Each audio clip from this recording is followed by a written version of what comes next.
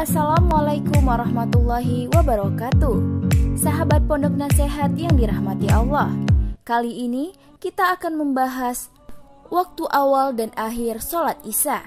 Simak video ini sampai selesai. Waktu sholat Isya dimulai sejak hilangnya safaq merah hingga fajar shadiq menyingsing. Dengan kata lain, waktu sholat Isya dimulai ketika bulan telah jatuh, yakni hilangnya bulan pada sepertiga bulan Hijriyah.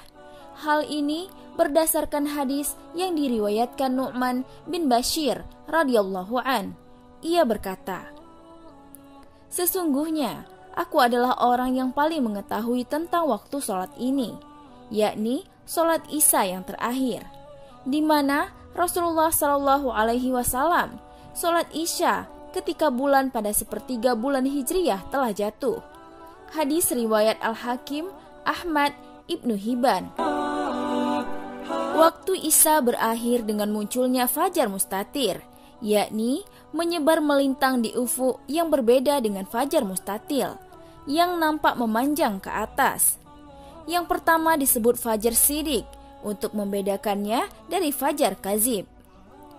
Dari Samurah bin Jundub radhiyallahu an, ia berkata, Rasulullah Shallallahu Alaihi Wasallam bersabda, "Janganlah mengelabui kalian dari sahur kalian azan Bilal dan juga putihnya ufuk yang berbentuk diagonal seperti ini, hingga fajar itu menyebar melintang seperti ini." Hadis riwayat Muslim. Menurut Mahmud Abu Latif Waidah dalam bukunya Tuntunan Salat Berdasarkan Quran dan Hadis, beliau mengatakan, karena sholat fajar itu dilaksanakan setelah sholat Isya, maka waktu sholat Isya berlangsung hingga sholat fajar, bukan hingga sepertiga atau setengah malam saja. Pembatasan dengan sepertiga malam atau pertengahan malam ini semata-mata pembatasan waktu ikhtiar, yakni waktu yang paling utama saja. Imam Muslim telah meriwayatkan dari Aisyah radhiyallahu an dengan sanad yang sahih.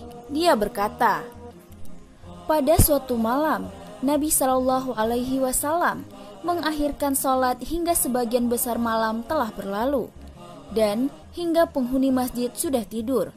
Kemudian beliau Shallallahu Alaihi Wasallam keluar dan sholat, lalu berkata, "Sesungguhnya ini adalah waktunya, seandainya tidak memberatkan atas umatku."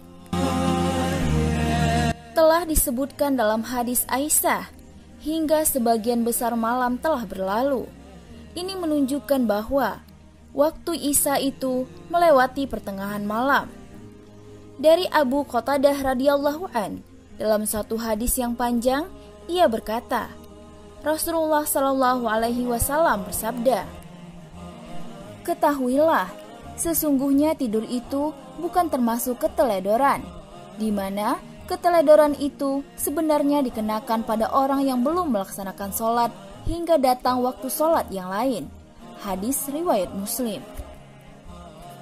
Waktu ikhtiar sholat Isya berakhir hingga pertengahan malam atau lewat pertengahan malam sedikit, sehingga setelahnya dimulai waktu jawas hingga datang waktu sholat fajar. Dari Abdullah bin Amru radhiyallahu an, ia berkata bahwa Rasulullah Shallallahu Alaihi Wasallam ditanya tentang waktu sholat. Beliau Shallallahu Alaihi Wasallam berkata, waktu sholat Isya itu hingga pertengahan malam. Hadis riwayat Muslim, Ahmad, dan Abu Daud. Diutamakan mengakhirkan Isya hingga waktu antara sepertiga malam dengan pertengahan malam, baik secara munfarid ataupun berjamaah, kecuali jika timbul kesulitan, maka hendaknya dilaksanakan di awal waktu. Dari Abu Hurairah radhiyallahu an, ia berkata, Rasulullah Shallallahu Alaihi Wasallam bersabda, "Seandainya tidak memberatkan atas umatku, niscaya aku mengakhirkan sholat Isya hingga sepertiga atau pertengahan malam." Hadis riwayat Ibnu Majah dan Ahmad. Dikategorikan sebagai kesulitan adalah kelemahan orang yang lemah dan penyakit orang yang sakit, serta yang semisal dengan keduanya. Hal ini berdasarkan hadis yang diriwayatkan dari Abu Sa'id radhiyallahu an, bahwa ia berkata, kami bersama Rasulullah Shallallahu Alaihi Wasallam melaksanakan sholat al-atamah, dan beliau tidak keluar hingga waktu berlalu sampai sekitar pertengahan malam. Maka beliau Shallallahu Alaihi Wasallam berkata, ambillah tempat duduk kalian. Kami pun mencari tempat duduk kami. Beliau Shallallahu Alaihi Wasallam bersabda, sesungguhnya orang-orang telah sholat dan berada di tempat tidur mereka, dan sesungguhnya kalian tetap dalam keadaan sholat selama menunggu sholat. Seandainya tidak ada kelemahan orang yang lemah dan sakitnya orang yang sakit, niscaya aku akan mengakhirkan sholat ini hingga pertengahan malam. Hadis riwayat Abu Daud, Ahmad, dan An-Nasa'i. Yang dimaksud dengan sholat al-atamah dalam hadis ini adalah sholat Isya. Yang paling utama adalah menyebutnya sebagai sholat Isya. Ini berdasarkan hadis yang diriwayatkan Ibnu Umar radhiyallahu an. Dia berkata, Rasulullah Shallallahu Alaihi Wasallam bersabda, janganlah sekali-kali orang-orang Arab mengalahkanmu tentang nama sholat kalian ini, yaitu sholat Isya. Karena sholat ini dalam kitabullah disebut Isya, dan saat itu mereka sedang memerah unta hingga benar-benar gelap.